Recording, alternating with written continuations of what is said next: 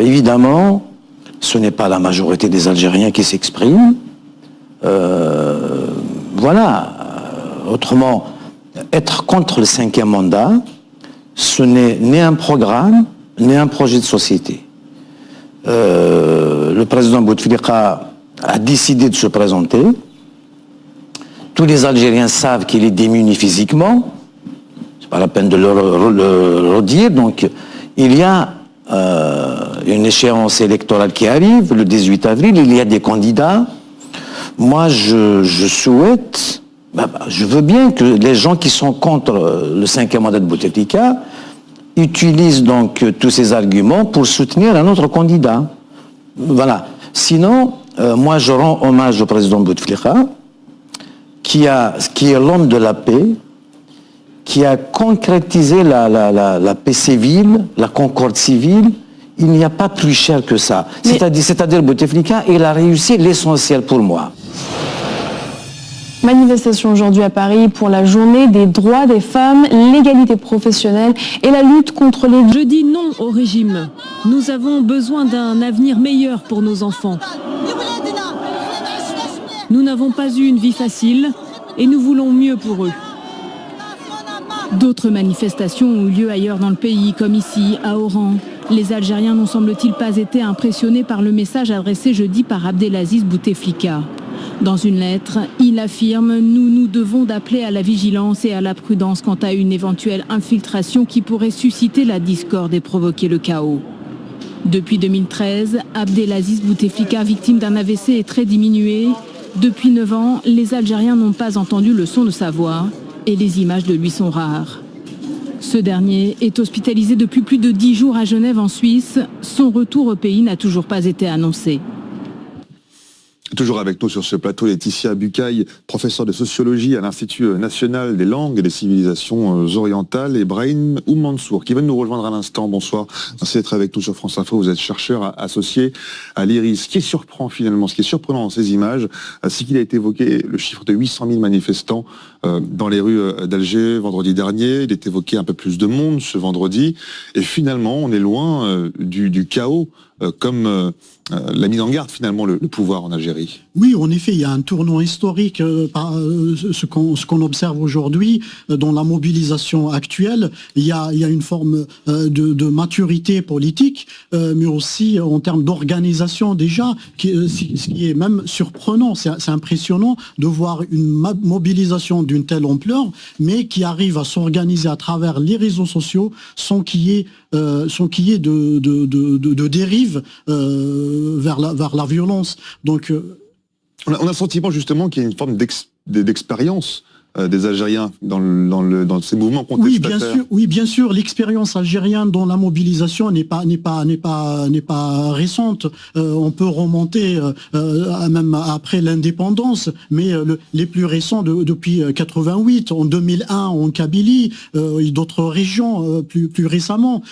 Donc cette mobilisation aujourd'hui montre, d'ailleurs prend de plus en plus d'ampleur, donc elle s'affaiblit pas, mais aussi elle explique, elle reste déterminée.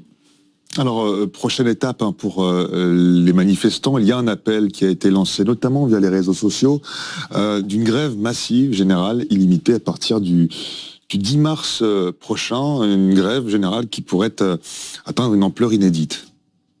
Oui, on peut s'attendre. Donc, objectif pour paralyser le pays finalement, pour que le pouvoir cède, c'est l'objectif des manifestants en Algérie. Par rapport déjà aux quelques signes qu'on voit aujourd'hui, il y a de plus en plus de soutien, y compris de l'élite politique. Il y a des défections au sein de l'entourage, certains du parti FLN, d'autres des syndicats, du syndicat UJTIA qui a toujours soutenu. FLN, c'est le parti du pouvoir en place. Voilà, du parti qui soutient la candidature de Bouteflika. Donc ces défections symbolisent en quelque sorte l'impact de la mobilisation actuelle sur le déroulement de ce processus politique aujourd'hui. Laetitia Bucaille, vous vouliez réagir? Oui.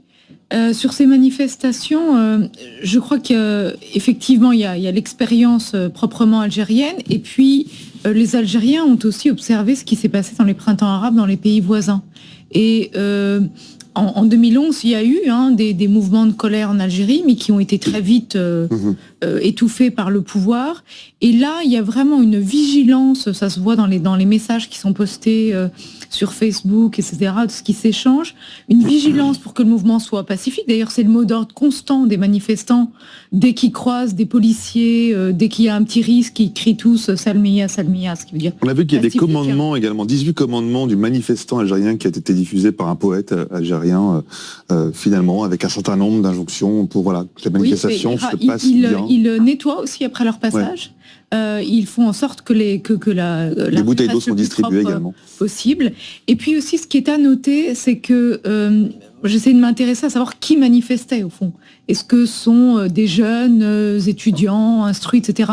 En fait, il semble que le mouvement rassemble quand même assez largement, et ça c'est nouveau aussi. C'est-à-dire qu'on a à la fois toute classe sociale. Des générations différentes, des classes sociales différentes, des hommes, des femmes, et puis aussi ces deux sociétés algériennes qui ont été bien sûr en opposition à une époque, qui semblent s'accepter aujourd'hui. C'est-à-dire que la manifestation est prévue après le prêche du vendredi, mais elle commence avant, et quand ceux qui sont religieux dans la société, qui vont à la mosquée, qui portent la barbe ou non, rejoignent la manifestation, ils sont accueillis par les autres. Et c'est aussi le signe qu'on a une Algérie, la post-guerre civile, qui commence à s'accepter, c'est-à-dire que les religieux et les non-religieux cohabitent ensemble de façon relativement harmonieuse, enfin, en tout cas pour le moment, dans ces manifestations.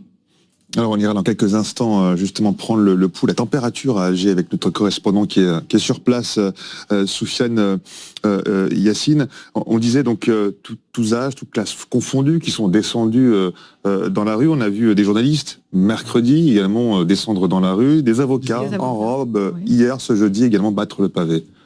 Oui, ça marque donc cette solidarité à la fois intergénérationnelle, différents secteurs, avocats, journalistes, beaucoup de jeunes, mais aussi soutenus par d'autres générations. On a vu les premières semaines l'ancien président algérien Lamine Zaroual, le général à la retraite, qui a manifesté sa sympathie lors d'une manifestation parce que il a été approché par les manifestants qui scandaient devant chez lui, qui l'appelaient donc à soutenir la mobilisation.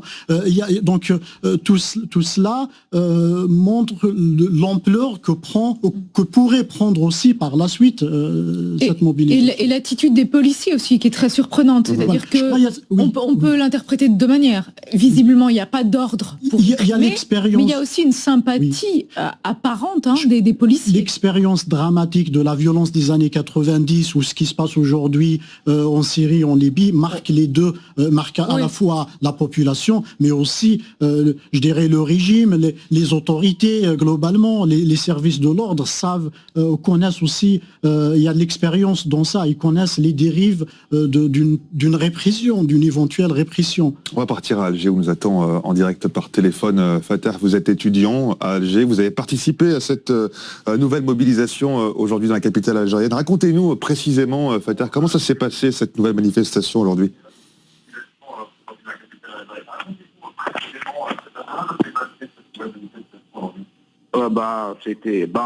Je suis pas étudiant, je travaille dans le bâtiment, primo. C'était vraiment super. Il y avait une ambiance familiale.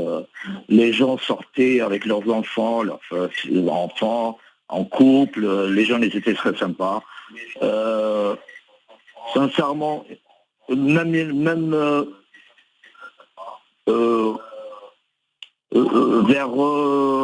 15h, il y avait une marée humaine qui venait de partout. À un moment donné, c'est vrai qu'aujourd'hui, il n'a pas fait très chaud, mais dans la foule, il faisait très, très, très chaud. On avait l'impression que c'est une deuxième indépendance pour l'Algérie. On veut que ça soit vraiment équitable. On veut que l'Algérie prospère. On espère que nos jeunes restent ici, n'envisagent plus de partir vers un autre pays que l'Algérie, parce que nous, en tant que jeunes, même s'ils nous demandent de travailler pour l'Algérie gratuitement, on peut le faire pour l'Algérie. Si on a un président ou un leader que vraiment on soutient, on pourra travailler pour lui gratuitement. On ne veut pas être rémunéré. Vraiment. Parce que, je ne sais pas si vous avez des questions. En tous les cas, nous, on est très contents. On aimerait bien le président qui viendra plus tard. C'est un rêve. Il faudra qu'il réactive la Cour des comptes algérienne. Il faut donner plein pouvoir à la Cour des comptes. Et on veut que la justice soit libre et indépendante. Libre, vraiment libre et indépendante. On veut que... Parce qu'aujourd'hui, quand on a vu les flics, ils étaient très sympas avec nous, parce que c'est des gens du peuple aussi, c'est des gens qui souffrent avec nous. Les gendarmes aussi, c'est des gens qui souffrent avec nous. Et, je sais pas, là. Sincèrement, je suis ému, je suis très content. On dirait une indépendance. C'est vrai que j'étais jeune, j'étais pas né à l'indépendance, mais quand j'entends mon père, le défunt, qui me racontait l'histoire de l'indépendance, c'était très, très, très beau. Et aujourd'hui, on sent... C'est une deuxième indépendance pour l'Algérie. Je l'espère, hein. Je l'espère. Merci on infiniment. est très pacifique. On est très, très pacifique. La dernière fois, notre Premier ministre, il nous a menacé avec la Syrie, mais le peuple, il est très conscient. Nous, c'est pas la Syrie. Nous, c'est comme la Malaisie. On va essayer d'arranger les choses sans qu'il y ait de guerre et de sang. Merci beaucoup. Merci infiniment, Fater, vous qui avez participé à cette manifestation à nouveau ce vendredi dans les rues d'Alger. Brahim Mansour, les mots sont très forts. Les Algériens, tels que Fater à l'instant au téléphone, ont le sentiment de vivre une deuxième indépendance. Oui, on sent quand même que les revendications, globalement, vont au-delà d'un 5e mandat de l'opposition à une candidature pour un 5e mandat. Il y a une transition, je dirais, il y a une aspiration forte pour une transition démocratique, pour que le pays s'ouvre au niveau, en termes d'égalité, en termes de liberté d'expression. Ça a été, je crois, les mots sont forts, qui ont été dits sont forts, parce que c'est révélateur aussi que cette mobilisation, il y a une transition démocratique. L'Algérie a commencé sa transition vers la fin des années 88, même si la Disney noire fait parenthèse à cette transition, mais la maturité politique de la population, elle a toujours été en évolution. Et aujourd'hui, je crois que cette mobilisation aujourd'hui va être un élément accélérateur de la transition qui va, je crois, dans les prochaines semaines, prochains mois, verra le jour. Laetitia Bucaille, vous souhaitez réagir? Non. Un mot. Le sentiment de vivre une deuxième indépendance pour ces Algériens. Effectivement, c'est plus de liberté également. C'est le sentiment, effectivement, qu'ont un certain nombre de protagonistes de vivre un moment totalement historique. Parce que c'est inédit. C'est vrai que l'apprentissage démocratique de l'Algérie s'est fait à partir de 1988, donc c'est pas tout neuf. Mais je crois que, effectivement, enfin, je veux dire, même si on le compare même au mouvement des Gilets jaunes en France, enfin, on est obligé de dire quand même qu'en Algérie, aujourd'hui, les manifestations se passent mieux qu'à Paris ou en France. C'est quand même quelque chose de très marquant. Bon, alors, c'est-à-dire que on peut être raisonnablement optimiste pour l'avenir du mouvement. Cela dit, le pouvoir, pour le moment, est sur la réserve, paraît s'affaiblir, puisqu'il y a ces défections, etc. On n'est pas à l'abri d'une réaction, dans un deuxième temps, du pouvoir qui pourrait essayer de reprendre le contrôle des événements. Et lorsqu'il parle d'infiltration du mouvement, de risque d'infiltration de l'intérieur comme de l'extérieur, en brandissant la menace du chaos. Il est peut-être bien placé, effectivement, pour en parler. Et on a entendu justement ce manifestant Fater à l'instant au téléphone en disant, voilà, nous, c'est pas la Syrie, c'est pas la Libye. Oui, ça va bien se passer. On sent quand même beaucoup de vigilance au sein de la population. Je reçois des informations régulièrement. Même on essaie même, la mobilisation aujourd'hui, c'est même de se protéger, y compris contre toute forme de manipulation, de récupération, même au sein des partis d'opposition. Donc il y a une sorte de méfiance, puisqu'on discutait avec notre correspondant à Alger qui nous expliquait effectivement sur place, on faisait très attention à qui pouvait y avoir dans le mouvement, est-ce qu'il ne pouvait pas y avoir justement des gens du renseignement, des renseignements généraux ou des espions quelque part. Il y a eu quelques appels récemment à faire la prière dans les rues, qui a été tout de suite, il y a il y a eu tout de suite des appels à l'ordre par les mêmes manifestants, donc pour éviter le dérapage de récupération, notamment de l'islamisme radical, etc. Avec à l'esprit, bien sûr, ce qui s'est passé avec le Front islamique du Salut au début des années 90, à l'origine de cette décennie noire. Cela dit, bien sûr, le mouvement citoyen semble fort aujourd'hui, semble vraiment à une épaisseur politique tout à fait inédite. Cela dit, il est bien possible quand même qu'au bout d'un moment, les partis politiques occupent le terrain, parce que c'est difficile de conduire une transition politique, une transition démocratique sans parti politique. Donc les partis politiques vont sans doute réémerger dans un avenir relativement proche. Alors depuis son AVC, son accident vasculaire cérébral, c'est en 2013, Abdelaziz Bouteflika ne s'est pas adressé de vive voix aux Algériens et ses apparitions publiques, elles sont devenues très très rares. Comment le président, symbole de la paix après la décennie noire, est-il devenu l'homme qui cristallise aujourd'hui la colère de la jeunesse après 20 ans de pouvoir? Retour sur les années Boutef avec les images de Lina. Je sais que mon pays a besoin de quelqu'un, mais je ne m'imposerai pas en bloc.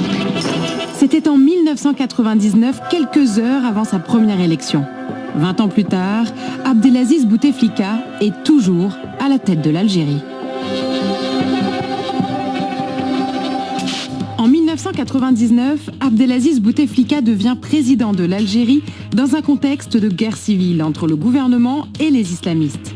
L'homme du FLN, parti historique de l'Algérie indépendante, apporte le calme et la paix après des années de peur et de terrorisme. Il a confiance en lui, c'est un bosseur, il bosse. 5 ans plus tard, en 2004, il se présente de nouveau à l'élection présidentielle. Il est élu dès le premier tour. Même si certains chiffres peuvent avoir été gonflés, il semble indéniable qu'une majorité des Algériens ont décidé de renouveler leur confiance au président Bouteflika et de le remercier ainsi de les avoir sortis de la guerre civile. Le président apparaît encore comme le garant de la paix. Mais ça aurait dû être son dernier mandat. C'est ce que prévoyait la constitution algérienne. Pas plus de 2 mandats, pas plus de 10 ans. Mais en 2008, alors que le président est affaibli physiquement, il fait voter une réforme. La démocratie à l'algérienne. Chokran. Vote à main levée, sans aucun débat et à une très large majorité. Les députés et sénateurs viennent de modifier la Constitution. Leur président pourra briguer autant de mandats qu'il le souhaite. C'est un coup d'État déguisé pour l'opposition. Ainsi, le président sortant se présente sans entrave pour une 3e candidature en 2009. Il l'emporte encore une fois dès le premier tour. Si certains contestent cette mascarade de démocratie, pour beaucoup d'Algériens ayant connu la guerre civile, Abdelaziz Bouteflika reste le garant de la stabilité du pays. Je sors sans peur, tout le monde, alhamdoulilah. Pendant ce 3e mandat, malgré le printemps arabe et surtout malgré un AVC, Abdelaziz Bouteflika reste au pouvoir. Et il se représente même. Extrêmement réduit physiquement et après une campagne sans apparition publique, il est réélu encore une fois dès le premier tour en 2014. Bouteflika, aujourd'hui, demain, après-demain. C'en est trop pour certains, des opposants tentent de manifester, mais sont très vite arrêtés. 5 ans plus tard, en plus des opposants, une partie de la population algérienne est dans la rue pour s'opposer à un 5e mandat. Dans un pays où la moyenne d'âge est de 27 ans, la menace des années noires et du chaos n'a plus le même retentissement. Voilà, 20 années au pouvoir en Algérie pour Abdelaziz Bouteflika, mais pas 5 années de plus. C'est la raison pour laquelle il y avait cette marée humaine à Alger. Vous allez le voir sur ces images, un chiffre évoqué il y a une semaine, 800 000 manifestants, peut-être un peu plus aujourd'hui, en tout cas selon les témoignages. Impossible d'évaluer précisément le nombre de personnes mobilisées aujourd'hui dans les rues d'Alger. On le voit sur ces images amateurs diffusées sur les réseaux sociaux, des personnes de tous âges, de toute classe sociale massées dans cette rue contre un éventuel 5e mandat du président Bouteflika. Une réaction, Brahim Oumansour, on l'a entendu dans ce sujet qu'on a vu il y a quelques instants, il y a 20 ans, jour pour jour, c'était en 99. Abdelaziz Bouteflika dire « Je ne m'imposerai pas au peuple ». Les temps ont changé. Oui, c'est vrai que il avait donné l'espoir aux Algériens à son arrivée. Son arrivée au pouvoir a coïncidé aussi, elle symbolise aussi ce retour à la paix, bien sûr après une décennie violente, d'une violence, d'une très grande violence, mais aussi il y a aussi un retour, il y a aussi la rente pétrolière de la première décennie, notamment de la première décennie du XXIe siècle, avait permis au régime d'investir, d'améliorer l'ouverture du marché économique algérien, a permis aussi l'émergence de la classe moyenne. Les salaires étaient doublés dans certains secteurs, l'éducation pour les enseignants et d'autres secteurs. Mais tout cela a commencé à s'affaisser, toute cette portée a commencé à s'affaiblir après la chute du baril, mais aussi le passage à un 5e mandat, notamment avec une santé, un état de santé très affaibli, ne passe pas pour les Algériens aujourd'hui. Ouais. Laetitia Bucaille. Oui, le pouvoir de Bouteflika, c'est effectivement le retour à la paix civile. Mais c'est aussi la charte pour la paix et la réconciliation, et c'est donc en fait cette charte qui a permis d'amnistier finalement ceux qui étaient dans les maquis, enfin les terroristes. C'est une amnistie totale pour tout le monde, pour les islamistes armés qui ont commis des exactions, qui ont commis des crimes terribles. C'est une amnistie aussi pour les forces de l'ordre, pour les policiers qui ont parfois enlevé des individus, qui les ont fait disparaître. Et c'est l'injonction au peuple algérien de ne plus parler de la guerre civile. D'ailleurs que personne au sein du pouvoir n'appellerait guerre civile. On parle de tragédie nationale, on parle de décennie noire, mais on nie aussi une des difficultés, un des défis pour l'Algérie démocratique, c'est quand même de reconnaître le conflit qui s'est produit entre Algériens pendant la guerre civile, mais aussi auparavant, même pendant la guerre de libération nationale. Les Algériens n'ont pas toujours été tous unis comme un seul homme. Il y a eu des conflits. La démocratie, c'est le fait aussi de reconnaître le conflit, de traiter le conflit. Or, pour le moment, jusqu'à aujourd'hui, avec ce pouvoir, on est dans une fiction de l'unanimisme, dans cette fiction de dire que les Algériens ont toujours été tous ensemble, d'accord, et donc soumis, d'accord, pour que le FLN gouverne tout seul. Alors vous évoquez à l'instant, Brahim Oumansour, justement la question économique en Algérie. On va s'intéresser aussi à la question démographique. Petite radiographie en chiffres avec vous, Florent Boutet. L'Algérie, c'est l'un des plus grands pays d'Afrique, un pays jeune, et aussi une incroyable richesse minière qui fait de l'Algérie finalement un pays riche, puis ça fait aussi sa faiblesse finalement, cette dépendance au pétrole. Oui, absolument, Jamel, des repères, on en a besoin. C'est vrai, l'Algérie, c'est un pays proche, on a des liens avec l'histoire, la décolonisation, avec la diaspora, et pourtant, eh bien justement, ce processus d'indépendance a brouillé les cartes entre nos deux nations. Alors des points de repère, eh bien en voici quelques-uns. L'Algérie, c'est un pays de 40 millions d'habitants, mais avec une population extrêmement jeune. Regardez, 46% des Algériens ont moins de 25 ans, ce qui fait bien que sur ces 40 millions d'habitants, eh bien on ne compte que 23 millions d'électeurs. Et ça, c'est vrai, ça peut jouer, tant il est vrai bien que la vieille génération qui est en âge de voter est peut-être un petit peu plus encline à se sentir proche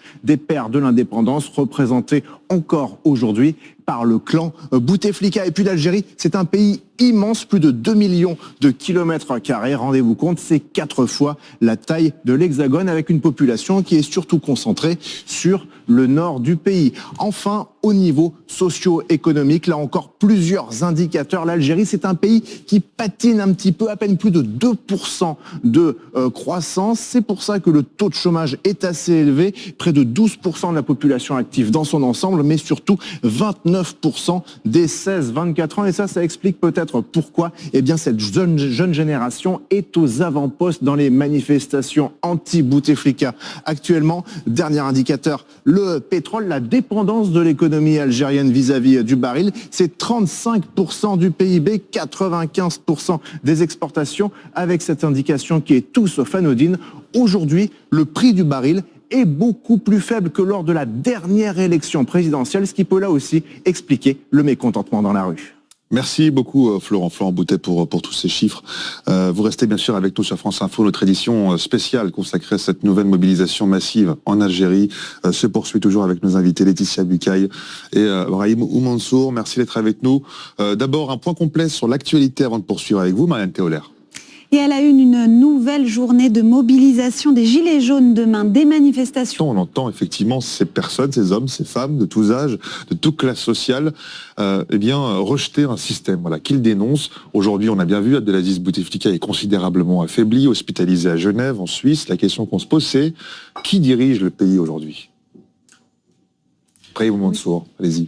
Oui, c'est vrai que depuis son arrivée, le président Bouteflika, il ne faut pas oublier qu'il était ministre des Affaires étrangères après l'indépendance, donc dès le début de la jeune République. À la jeunesse aussi. À la jeunesse. Donc il connaît très bien les rouages du système, les rouages du pouvoir. Mais aussi, donc depuis son arrivée, il bénéficie à la fois du retrait de l'armée, il y a un retrait volontaire de l'armée, même si c'est un retrait partiel, mais aussi il bénéficie donc d'un entourage, il s'est constitué un entourage très solide, fait de cercles financiers, plusieurs hommes d'affaires, plusieurs donc qui ont émergé avec l'ouverture du marché algérien, avec bien sûr le soutien du régime directement, qui font partie aujourd'hui du régime, de la sphère de décision. Il y a aussi la sphère, le cercle politique. Plusieurs partis politiques font partie de cette coalition pro-Bouteflika, le FLN, qui est un parti, le parti au pouvoir, qui a toujours été le parti au pouvoir, mais aussi d'autres partis islamistes ou non islamistes qui ont rejoint cette coalition, même si ce sont des petits partis, mais ils donnent quand même une certaine légitimité aussi à la continuité du régime. Donc ils participent directement ou indirectement. Mais aussi, il y a certains hommes influents au sein de l'armée, au sein d'autres ou en dehors, qui font partie aussi de son entourage. Est-ce que l'armée a un rôle, je dirais, disproportionné comparativement à un pays démocratique comme la France, par exemple? On entend dire parmi les manifestants qu'en Algérie, c'est un pays qui n'a pas d'armée, mais c'est l'armée qui a un pays. Je crois que c'est une lecture un peu... c'est caricatural? C'est caricatural, c'est une lecture qui est dépassée aujourd'hui. Donc il y a une technostructure à côté, en fait, c'est ça? C'est une technostructure qui parfois gère le pays à la fois de manière officielle, mais aussi officieuse parfois. Donc, mais l'armée n'est plus une institution, n'est plus décideur du régime, de l'État actuel, de la gestion au moins politique du pays, même si son influence reste importante. Et il y a bien sûr au sein de l'armée des hauts dirigeants qui veulent maintenir cette influence. Mais globalement, il y a une volonté délibérée, donc une volonté d'un retrait, même si bien sûr, je reviens, il y a aussi cette hantise de ce qui s'est passé dans les années 90, ce changement brutal, souvenez-vous, le retrait de l'armée, donc l'ouverture brutale vers une transition démocratique qui a été faite d'ailleurs réellement à l'époque, l'ouverture d'un coup, le pays se retrouve avec un multipartisme autorisé, prolifération de la presse écrite à l'époque. Donc ce qui reste aujourd'hui, ce qui ont aujourd'hui certains dirigeants qui ne veulent pas reprendre ou refaire la même histoire. Laetitia Bucaille. Oui, qui gouverne, c'est toute la question. Parce que on parle beaucoup des frères aussi, Bouteflika, Saïd et Nasser. Oui, quel rôle? Le pouvoir algérien est extrêmement opaque et aujourd'hui plus que jamais. C'est-à-dire qu'effectivement, on ne sait pas qui fait quoi. On ne sait pas qui prend les décisions. Une hypothèse qui paraît tout à fait sérieuse, c'est que ce seraient ses frères qui gouvernent. Mais bien sûr, pas de manière officielle. C'est-à-dire que si c'est eux qui prennent les décisions, au fond, il n'y a rien qui institutionnellement n'encadre ça. Et alors, il est vrai que Bouteflika ou ses frères, justement, ont retiré le rôle central que l'armée jouait, c'est-à-dire, et certains services de sécurité qui étaient très puissants ont perdu de leur puissance. Le pouvoir s'est recentré autour de ce qu'on appelle Bouteflika ou le camp, ou le clan Bouteflika, mais c'est un clan qui reste tout à fait opaque. Et d'ailleurs, les Algériens eux-mêmes, je veux dire, quand ils veulent pas de 5e mandat, c'est qu'ils veulent mettre fin à cette mascarade. Ils veulent mettre fin à cette opacité. Et en 2011, quand il y avait eu des manifestations qui avaient commencé dans le sillage du printemps arabe, ce que les Algériens disaient, c'était pas Bouteflika dégage, c'était système dégage. Ce qui veut bien dire qu'il y a une difficulté à nommer, à identifier qui tient le pouvoir en Algérie. Alors, on le disait, une manifestation importante aujourd'hui, difficile à évaluer, qui, selon des témoins sur place et des observateurs, est largement supérieure à celle des manifestations des 2 derniers vendredis, notamment à Alger, pourtant déjà très impressionnante. On va revenir sur cette journée de mobilisation en Algérie avec Carole Coelho. Ils scandent d'une même voix: si vous n'êtes pas le gouvernement qui construit l'Algérie, ne soyez pas le gouvernement qui détruit le pays. Ils sont des milliers dans les rues d'Alger. Ils convergent ici, place de la Grande Poste. On aperçoit les cartes des forces de l'ordre submergées par les manifestants. Aujourd'hui, la mobilisation est largement supérieure à celle des manifestations des 2 derniers vendredis. On veut mettre à bas ce régime. Le problème, c'est le régime qui est en place ici, en Algérie. Nous sommes contre le 5e mandat. Nous sommes contre la bande qui s'est emparée du pouvoir et qui se cache derrière la maladie du président. Face à cette foule, des forces de sécurité omniprésentes. Ces policiers gardent leur sang-froid. Ces manifestations coïncident avec la journée des femmes. Cet après-midi, elles sont très nombreuses, de tout âge. Elles aussi refusent un 5e mandat du président Bouteflika. Nous voulons une vie meilleure pour nos enfants. Aujourd'hui, on ne vit pas bien. Il faut que nos enfants aient une vie meilleure. La contestation gagne le reste du pays. À Oran, la 2e ville, ils sont des milliers dans les rues à réclamer plus de liberté. À Tizi Ouzou, ils chantent: il y en a marre de ce pouvoir. Un pouvoir inflexible qui doit faire face à une colère grandissante. Et depuis Alger, nous sommes en ligne avec notre correspondant Soufiane Youssef. Bonsoir Soufiane. À 19h41 précisément, quelle est la situation sur place dans les rues d'Alger ? Alors le calme est revenu, même s'il y a moins d'1 heure, il y a eu des affrontements entre des jeunes et des forces anti-émeutes en plein cœur de la capitale, un peu comme la semaine dernière, le 1er mars dernier, il y avait eu des blessés et des arrestations, mais globalement, la marche s'est déroulée dans le calme aujourd'hui. Elle était pacifique, cette mobilisation des Algériens. On a pu voir des familles, des personnes âgées qui chantaient des slogans comme « Le peuple veut la chute du régime ». On a aussi pu entendre des gens qui jouaient de la musique, qui dansaient, qui chantaient, d'autres personnes de leur balcon jetaient des bouteilles d'eau dans la foule pour réhydrater toutes ces personnes qui étaient présentes. Un commerçant d'une 50aine d'années me disait: l'État doit écouter cette jeunesse qui est dans la rue, il va y avoir le changement. Alors une grande question, quelle suite donner à ce mouvement? J'en ai discuté avec les manifestants que j'ai rencontrés aujourd'hui, et ces manifestants, ils veulent plus que le départ d'Abdelaziz Bouteflika, ils veulent un grand changement politique, un changement politique majeur, et ça passe peut-être, comme le disaient certains manifestants, par une grève générale qui doit débuter dès dimanche dans tout le pays. Le but, c'est de paralyser l'économie du pays pour que le régime entende cette colère. Et un chauffeur de taxi, hier, m'en parlait de cette grève générale. Il me disait: on va faire comme en 1957, lors de la France coloniale, 8 jours de grève, une mobilisation qui avait paralysé la France coloniale. Et bien aujourd'hui, on veut faire la même chose, il me disait, mais cette fois contre le régime. Alors Jamel, il faudra suivre attentivement les prochains jours en Algérie. Merci infiniment Soufiane Youssef, notre correspondant à Alger en direct par téléphone. Merci beaucoup Soufiane. Brahim Oumansour, Laetitia Bucaille, on a entendu tout à l'heure aussi un manifestant s'exprimer en direct sur notre antenne en disant qu'il avait le sentiment de vivre une deuxième indépendance.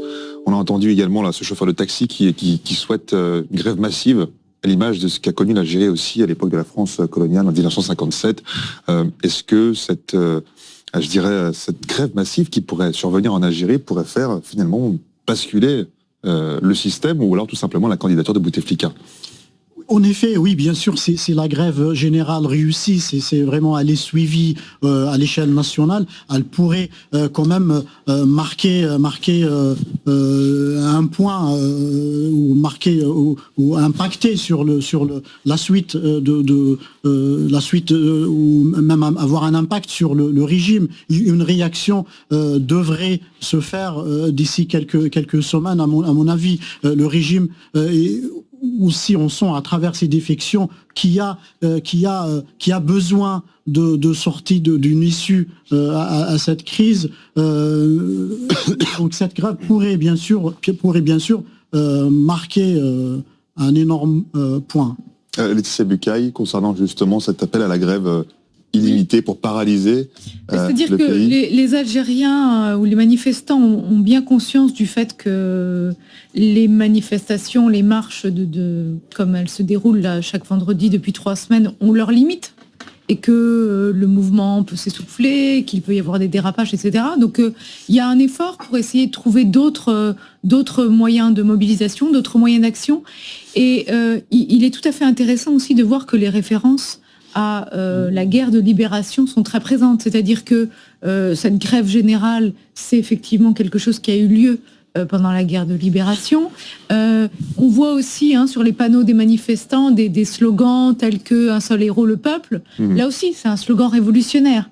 Donc, bien que cette population soit très jeune, puisque 75% de la population, je crois, a moins de 30 ans, ces références à la révolution algérienne sont toujours très présentes. Il y a vraiment une espèce d'inscription dans ce mouvement qui est très forte. Est-ce qu'on peut imaginer également que l'armée bascule également, change de camp, à l'image de ce qu'appellent finalement les manifestants au Venezuela, par exemple, contre le régime de Nicolas Maduro, qui appelle l'armée à les rejoindre? Est-ce qu'on peut imaginer un tel scénario en Algérie? Bon, je peux peut-être rapidement, sur le plan symbolique, cette référence à la guerre marque la population veut remarquer une continuité dans la lutte. C'est vrai que l'armée, moi je serais étonné que l'armée intervienne réellement, sauf s'il y a vraiment une insurrection avec des violences.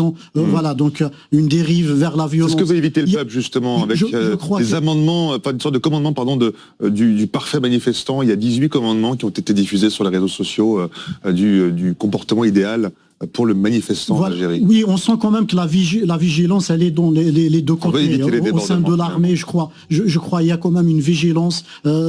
L'expérience algérienne, elle marque tout le monde. Et il faut quand même rappeler que beaucoup de hauts fonctionnaires aujourd'hui ont vécu la Disney noire ou la fin la dérive sécuritaire de la transition démocratique en étant jeunes. Certains n'étaient peut-être même pas dans l'armée à l'époque. Donc il y a une vigilance énorme aujourd'hui et ça m'étonnerait qu'il y ait une répression systématique à la mobilisation. On va revenir un court instant sur la genèse de ce mouvement de contestation avec vous, Florent Boutet. Florent, cette question, à partir de quel moment précis les Algériens ont-ils commencé à battre le pavé? Cette genèse, Jamel, on peut la dater d'il y a un mois environ. Alors c'était un petit peu avant les manifestations, le 10 février, avec Abdelaziz Bouteflika qui annonce sa candidature pour un 5e mandat. Mais quand on dit Abdelaziz Bouteflika, c'était plutôt le fantôme du président algérien, tant il est vrai que depuis 2013, ses apparitions en public sont extrêmement rares. Il n'a pas pris la parole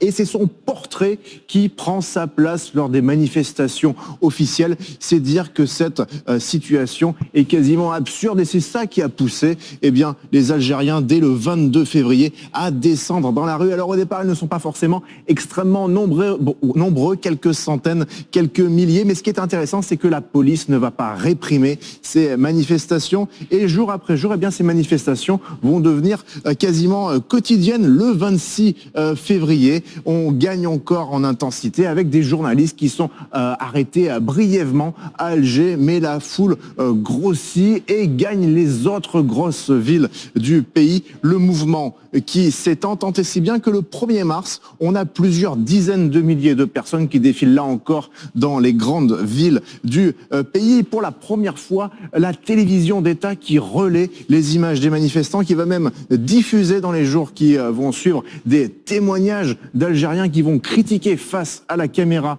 le régime, des choses qu'on n'aurait pas imaginées, pas cru possible en Algérie quelques jours plus tôt seulement. Alors le 3 mars, Abdelaziz Bouteflika, il rentre au pays.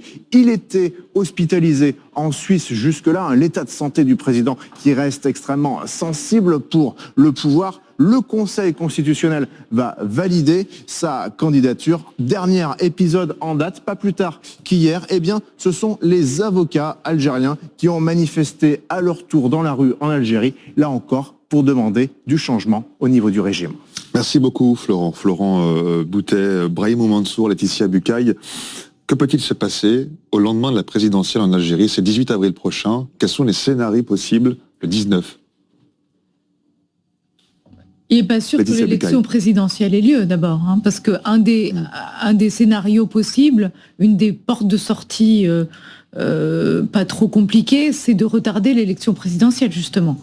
Ça permet de trouver des solutions de rechange, d'imaginer quelles peuvent être les modalités de la transition. La solution de rechange pour le camp Bouteflika, c'était d'être élu et finalement de passer la main après. Pas l'issue du mandat, pas l'issue du 5e. C'est ce que rejette la rue finalement. Oui. Justement, ça donc, et de passer à une transition dès sa réélection, mais il y a deux facteurs aujourd'hui qui font que la population n'y croit plus. C'est que d'abord son état de santé. Aujourd'hui, les Algériens n'arrivent pas à croire ou ne croient pas que c'est lui-même qui dirige. Donc on dit, voilà, il est absent, on ne le voit plus.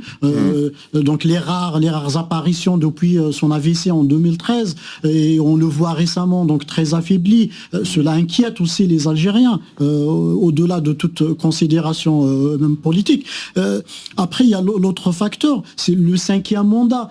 Beaucoup disent aujourd'hui, s'il voulait faire ou préparer une transition, pourquoi ce n'est pas fait au 4e mandat, par exemple, en ce moment? Pourquoi attendre un 5e mandat? Donc c'est ces questions qui reviennent aujourd'hui. Donc ça va être difficile de convaincre aujourd'hui, au moins cette population mobilisée, qu'une transition se fera avec eux, surtout parce que cette population aujourd'hui ne manifeste pas uniquement pour changer un président, mais plutôt elle veut prendre part, avoir sa part dans le jeu politique, participer au jeu politique. J'entends même à travers les réseaux sociaux, certains parlent de démocratie participative, donc on dépasse même cette étape de démocratie tout court, mais beaucoup plus de liberté, intégrer on voit la parole qui se libère également, des personnes qui s'expriment devant les journalistes, qui étaient avant ça il y a quelques années. Internet a permis surtout aux Algériens aujourd'hui de voir ce qui se passe ailleurs. Ils suivent l'actualité dans le monde entier, ils voient des chefs d'État plus jeunes, actifs, des chefs d'État de grands pays aussi, mais aussi des petits pays qui ont émergé récemment. Ils suivent l'actualité, ils suivent l'évolution d'autres pays, alors que économiquement leur pays est encore au ralenti. Alors à droite de l'image que l'on voit, c'est cette manifestation place Audin, place Maurice Audin. On est au cœur d'Alger, hein, finalement, ici. Des images datées d'aujourd'hui, hein, précisément, mobilisation massive pour la 3e semaine précisément consécutive. Manifestation, vous le voyez donc à Alger, mais aussi en France. Comme à Paris, en fin d'après-midi, vous allez voir sur ces images plusieurs centaines de personnes massées, vous le voyez ici, avec des slogans, des pancartes, des drapeaux algériens également, place du Trocadéro. On est tout près de la Tour Eiffel, précisément. Des slogans scandés sur place qui sont très souvent les mêmes qu'en Algérie. Retour justement sur ces manifestations la semaine dernière. Ils étaient très nombreux, hein, à Paris, Marseille, mais pas seulement. Nombreuses personnes de la communauté algérienne en France. Le récit est signé Justine Sago. Paris, Marseille, à plus d'1 millier de kilomètres de l'Algérie, le vent d'opposition contre Abdelaziz Bouteflika s'étend à la communauté algérienne de l'Hexagone. Sur la place de la République à Paris, ils sont des centaines venus se rassembler pour dire non à un 5e mandat du président algérien. Après 20 ans à la tête du pays, tous ces manifestants d'origine algérienne lui demandent de renoncer au pouvoir. Monsieur Bouteflika, il est malade. Repose-toi, monsieur Bouteflika, repose-toi. Laisse le pouvoir au peuple. On demande le pouvoir. Nous, ce qu'on demande, que c'est tout le monde qui part, que ce soit le Premier ministre et les gens qui ont dirigé le pays depuis 20 ans. Un président, le pauvre, il est voilà quoi. Lui, il n'est plus là, ni mentalement, ni physiquement.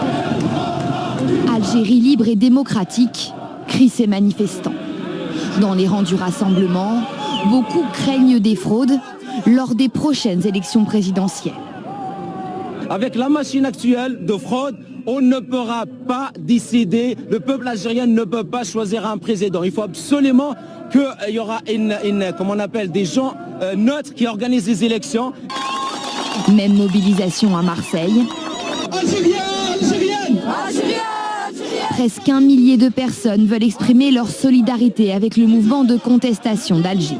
Ici, beaucoup dénoncent la mainmise du parti présidentiel, le FLN, sur le pays et l'accusent de jouer sur les traumatismes de la guerre contre les islamistes pour se maintenir au pouvoir. De nouveaux appels à des rassemblements, à manifester sont donc prévus pour ce dimanche. Comment expliquer finalement ces rassemblements en France qui rassemblent un certain nombre d'Algériens, de membres de la diaspora algérienne? Comment expliquer qu'ils se sentent aussi concernés? Il y a un fort patriotisme finalement parmi les membres de la communauté algérienne en France. Laetitia Bucaille. Les Algériens qui sont en France sont souvent des Franco-Algériens ou des Algériens tout court qui continuent à aller dans leur pays, qui quand ils y vont éprouvent le système, ils ont leur famille là-bas. Quelquefois pour ceux qui les plus récents d'entre eux, les plus récemment arrivés en France d'entre eux, ils sont partis justement parce que la vie en Algérie devenait insupportable. Donc bien sûr ils se sentent concernés. Voilà, ils peuvent aussi éprouver les usages de l'administration algérienne en allant au consulat. C'est ce qui est dénoncé également par les Algériens arrivés en France, c'est une lourdeur administrative, la bureaucratie extrêmement lourde en Algérie, ce qui freine un certain nombre d'initiatives personnelles telles que les entreprises ou les entrepreneurs qui finalement renoncent à investir, à monter une entreprise en Algérie.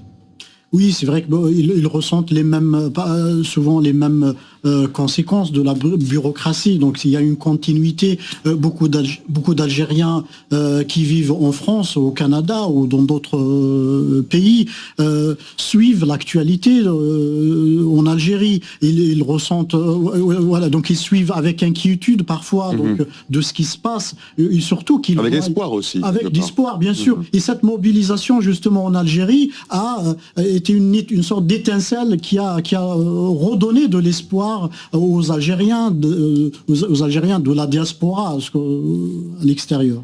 Laetitia Bucaille, vous souhaitez réagir, pardon. Non.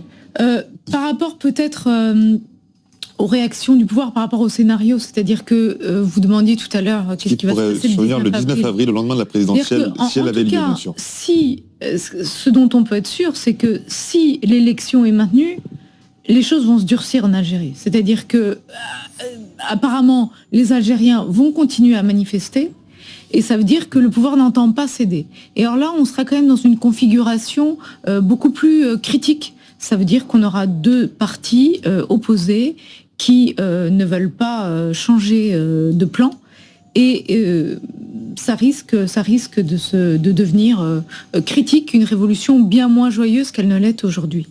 Merci beaucoup Laetitia Bucaille, professeure de sociologie à l'Institut national des langues et des civilisations orientales. Merci d'avoir été notre invité. Merci également à vous Brahim Mansour, chercheur associé à l'IRIS. C'est la fin de cette édition spéciale. Merci infiniment de nous avoir suivis. Vous retrouvez dans un instant